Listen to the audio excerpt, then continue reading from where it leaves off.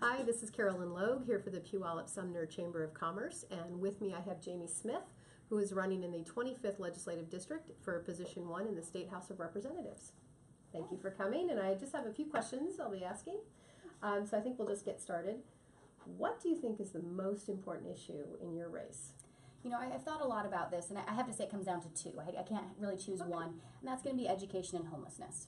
Education, because being a teacher, that's a key thing, but also the Supreme Court has ruled that the legislature is not doing their duty. This is the last session where they're supposed to be fully funding education, and we have a long ways to go still. They're being fined $100,000 a day, and we need to work on this. As a teacher, I've had classes of 42, I've watched my homeless population rise of my students, I've watched the electives go down, and I've watched as more and more testing days have been put in, less and less days to educate. And so that's a huge thing, is preparing our future so that they can be a good workforce. The other is the homeless issue. We actually have a food bank in our high school at this point in time. My homeless students have risen. They estimate that there's 4,000 homeless students in Pierce County alone. We don't have any shelters for homeless students. We have one being built in Tacoma right now. Bethel has a small one, but they're losing their funding for it. And so we have to make sure there's a safe place for students to go. A lot of times it's them leaving domestic violence areas in their own homes. We're watching the amount of families lose their homes. And once you get evicted once, there's really no place to be able to go.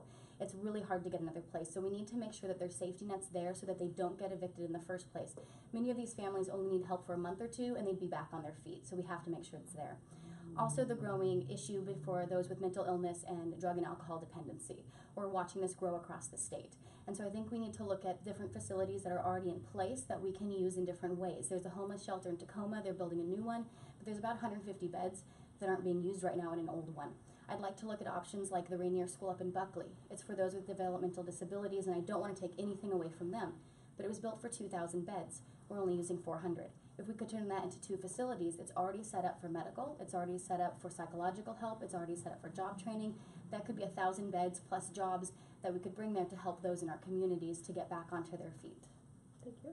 And how specifically would you support the business community in the state legislature? I think one thing we need to do is work on streamlining how we start businesses. I have a lot of students that have started businesses, a lot of small businesses, family businesses, and it's complicated. There's a lot of different hoops that they have to jump through, and so we need to make sure that we make it easier for them to start these in the first place.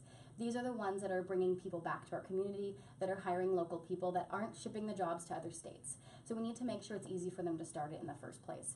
We also need to look at, we're really good at giving tax breaks and incentives to large corporations, but we need to work on making sure we have these for the small businesses, whether it's tax breaks, making sure they have loans or grants or incentives to be able to start the businesses so that they can be successful, so that they can bring people back to our communities. Puyallup has been great at having a lot of local businesses, but we can have more, and I have more students who want to start businesses if they can get those loans to be able to start it. I think we also need to work on making sure we have the transportation to bring people here. We need to make sure we have the schools that have the students so that they are well educated, so that they are prepared for this. And I'd love to see more apprenticeship programs in the high schools and in colleges so that people have the skills so they can go directly into a trade, and that will help build many of those programs. And those are jobs that we're not going to be shipping overseas. Those are the electrical jobs, the dental hygienist jobs, the mechanical jobs that are going to stay right here and bring money right back to our area. Okay. There's an initiative, 1433, on minimum wage and paid leave. Regardless of its passage, it's going to become an issue in the legislature, I'm sure. It has been.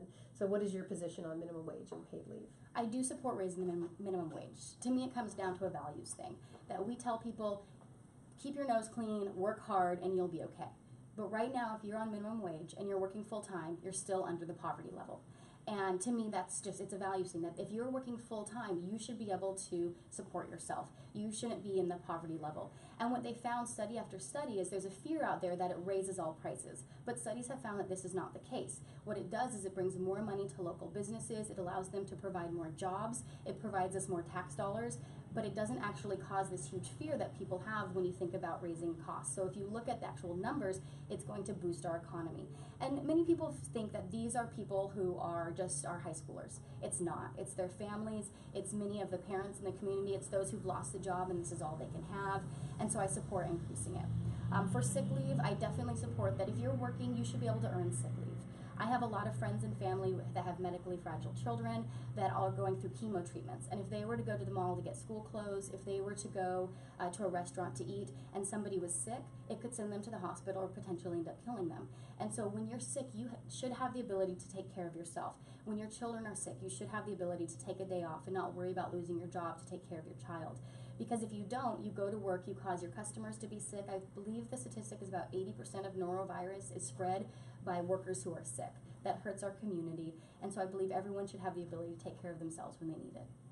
And then what tax increase would you support, if any? So I don't want to have to raise taxes when you look at it.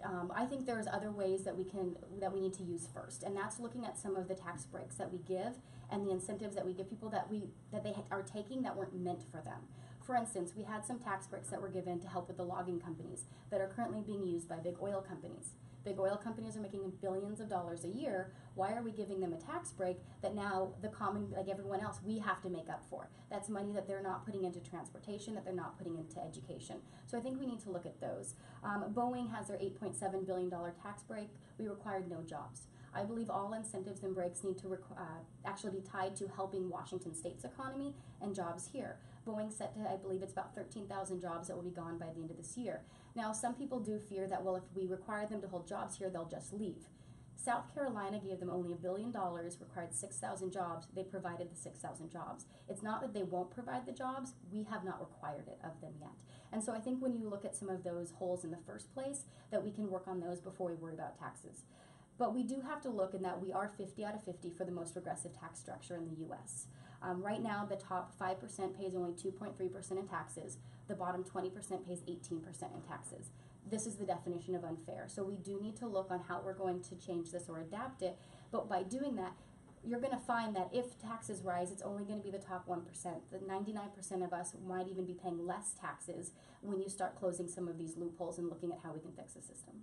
And then last question, any specific jobs that you would bring to this community and how? I think for this community, one is working on the small jobs. But to work on the small jobs, we have to work on transportation, which is also going to bring more jobs to the area. We are the most trade-dependent state in the nation, which means we have to work on our railroads, we have to work on our ferries, we have to work on our planes. I-5 is 15 years past when it should have been replaced. These will bring a lot of good paying jobs to the area. It will also provide ways to get more people here. If you can go down 167 faster, if you can go across Meridian faster, then those are going to be able to help the small businesses to grow because you'll be able to get places. And those transportation jobs also are very good paying family wage jobs to help the area. Okay, that's all I have. Thank you very much. Thank you very much.